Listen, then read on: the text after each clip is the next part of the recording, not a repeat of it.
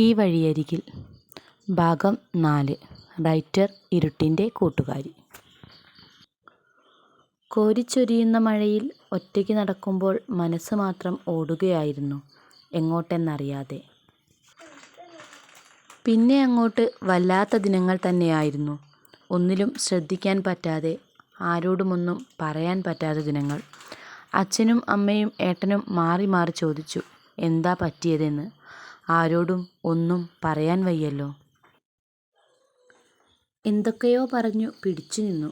ഇല്ലാത്ത തലവേദന പറഞ്ഞു പറഞ്ഞ് ഇടയ്ക്കൊക്കെ വരാറുള്ള തലവേദന പോലും വരാതായി. അതിനും മടുത്തു കാണും. ഇടയ്ക്ക് 3-4 തവണ ശ്രീയേട്ടൻ വിനുവേട്ടൻ്റെ കൂടെ വീട്ടിൽ വന്നിരുന്നു. ഓടിപ്പോയി മുന്നിൽ ചെന്ന് നിൽക്കാൻ വല്ലാതെ കൊതി തോന്നി. പക്ഷേ മറ്റൊരുവളുടെ സ്വന്തമാണെന്ന് മനസ്സിനെ പറഞ്ഞു പഠിപ്പിച്ചു. ആയൊരുവൻ്റെ കൺമുന്നിൽ പോലും ചെന്നില്ല. അന്ന് ഞാൻ അവിടെ ഇല്ല എന്നറിഞ്ഞിട്ടും എവിടെ പോയെന്ന് ഒന്ന് അന്വേഷിക്കാൻ തോന്നിയില്ലല്ലോ. വീട്ടിൽ തന്നെയാണോ പോയത് എന്നെങ്കിലും. അതിന് തിരക്കി വരാൻ ഞാനാരാ? അന്ന് കൂടെ ആളുണ്ടല്ലോ. അപ്പം പിന്നെ എന്നെയൊക്കെ നോക്കാൻ നേരമുണ്ടാവില്ല. അവളുടെ കൂടെ കൊഞ്ചാൻ നിൽക്കണ്ടേ? എനിക്ക് ന്യായങ്ങളേറെ ഉണ്ടായിരുന്നു. അതൊക്കെ മനസ്സിനെ അടിച്ചു പഠിപ്പിച്ചു. അങ്ങനെ ഞാൻ പുതിയ ഒരാളാവാൻ ശ്രമിച്ചു കൊണ്ടിരുന്നു. അപ്പോഴും ഉള്ളിൻ്റെ ഉള്ളിലിരുന്ന് ആരോ പറയും, ശ്രീയേട്ടൻ്റെ വീതു. നീണ്ട അവധിക്കാലം കഴിഞ്ഞു. അടുത്തു തന്നെയുള്ള സ്കൂളിൽ +1 സീറ്റ് കിട്ടി. സയൻസ് എടുത്തു. കൂടെ ശ്രീയേട്ടൻ്റെ ഓർമ്മകളും.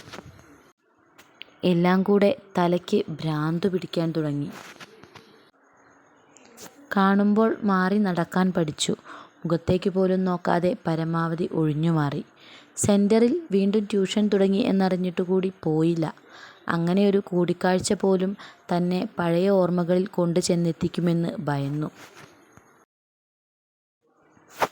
അങ്ങനെ ഒരു ദിവസം ക്ലാസ് കഴിഞ്ഞു വരുന്ന വഴിക്ക് ശ്രീയേട്ടനെ കണ്ടു. ബൈക്കിൽ ചാരി നിന്ന് എന്നെ തന്നെ നോക്കി നിൽക്കുന്നുണ്ട്. തല അറിയാതെ താഴ്ന്നുപോയി. അടുത്തെത്തിയപ്പോൾ ഒരുപാട് സന്തോഷം തോന്നി. ശ്രീയേട്ടൻ്റെ ഗന്ധം. മാസങ്ങളായി തനിക്ക് അന്യമായിരുന്ന തൻ്റെ ജീവശ്വാസം ഇന്ന് തനിക്ക് ലഭിച്ചു. ഒരുപാട് സന്തോഷം തോന്നി. എങ്കിലും സന്തോഷത്തിനുമപ്പുറമുള്ള സങ്കടമോർത്ത് മനസ്സിനെ ഇറുകെ പിടിച്ച് മുന്നോട്ട് നടന്നു. താഴെ നോക്കി നടക്കുമ്പോഴും കണ്ണിൽ നിന്നും വീണ മുത്തുകൾക്ക് ചുട്ടുപൊള്ളുന്ന ചൂടായിരുന്നു. വേദൂസേ. തിരിഞ്ഞു നോക്കിയില്ല. അനങ്ങാതെ അങ്ങനെ തന്നെ നിന്നു. തിരിഞ്ഞു നോക്കിയാലൊരു പക്ഷേ ഇത്ര നാളും പിടിച്ചുവെച്ച മനസ്സ് പോലും തന്നെ ചതിച്ച് ശ്രീയേട്ടൻ്റെ കൂടെ പോകും. എങ്കിലും ആ വായിൽ നിന്നും വീണ വേദൂസേ എന്ന വിളിക്ക് വർണ്ണങ്ങൾ 7 വാർമഴവില്ലിനെ പോലെ. അടുത്തേക്ക് വരുന്നതറിഞ്ഞ് ആ ഗന്ധം ആവോളം ആസ്വദിച്ചു. ഇനിയൊരു പക്ഷേ ഇത്ര അടുത്ത് കിട്ടിയില്ലെങ്കിലോ? വരാവോ വേദൂസേ സെൻറ്ററിൽ? ഹലോ, ഇന്നിങ്ങനെ കിടക്കാനാണോ പ്ലാൻ? ഒന്നും കഴിക്കണ്ടേ? മായ വന്നു വിളിച്ചതും വേദു ഞെട്ടലോടെ എഴുന്നേറ്റിരുന്നു. വരാവോ വേദൂസേ സെൻറ്ററിൽ? ആ ശബ്ദം അപ്പോഴും അവളുടെ കാതിൽ മുഴങ്ങി. അവൾ ചുറ്റും നോക്കി. വെറുതെയാണെന്ന് അറിയാമായിരുന്നിട്ട് പോലും. ഉമ്മറത്ത് കാണാത്തപ്പോഴേ എനിക്ക് തോന്നി ഇവിടെ വന്ന് ശ്രീയേട്ടൻ്റെ വേദൂസായി ഇരിപ്പുണ്ടാകുമെന്ന്.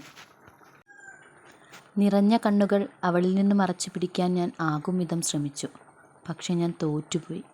ജീവിതത്തിലും ഒരിക്കലും പിരിയില്ലെന്നും കരയില്ലെന്നും വാക്കുകൊടുത്ത എൻ്റെ ശ്രീയേട്ടൻ്റെ മുന്നിലും ഞാൻ തോറ്റു. എനിക്ക് നിന്നോട് ഒന്നും പറയാനില്ല. എത്ര പറഞ്ഞാലും മനസ്സിലാകില്ലാന്ന് വെച്ചാൽ എന്താ ചെയ്യുക? എൻ്റെ ഈശോയെ, നീ കാണുന്നില്ലേ എൻ്റെ ഈ ഗതികേട്?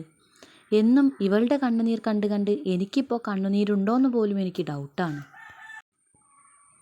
മായ എന്നെ ഒന്ന് സമാധാനിപ്പിക്കാനുള്ള ശ്രമത്തിലാണ്. അത് ഏൽക്കില്ല എന്ന് അവൾക്കും എനിക്കും നന്നായി അറിയാം.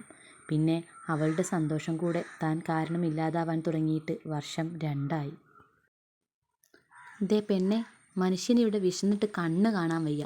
നീ വരുന്നുണ്ടോ അതോ നിൻ്റേതും കൂടി ഞാൻ എടുത്ത് കഴിക്കണോ? അധികം നിന്നാൽ ചിലപ്പോൾ പെണ്ണ് എന്നെയും കഴിക്കും.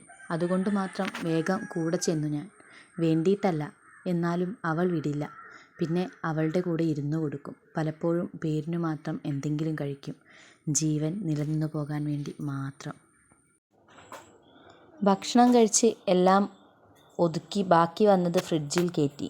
രാവിലെ ഇനി ഒന്നും ഉണ്ടാക്കാൻ നിൽക്കണ്ട, അത്ര സമയം കൂടെ ഉറങ്ങാലോ. എല്ലാം ക്ലീൻ ചെയ്ത് ഞങ്ങൾ ഫ്രഷായി കിടന്നു. ഒരുമിച്ചാണ് കിടത്തം. ഒരു കണക്കിന് അതും എനിക്കൊരാശ്വാസമാണ്. ചിലപ്പോൾ രാത്രി കുറച്ചു നേരം കൂടെ അവളുടെ ഇച്ചായൻ വിളിക്കും.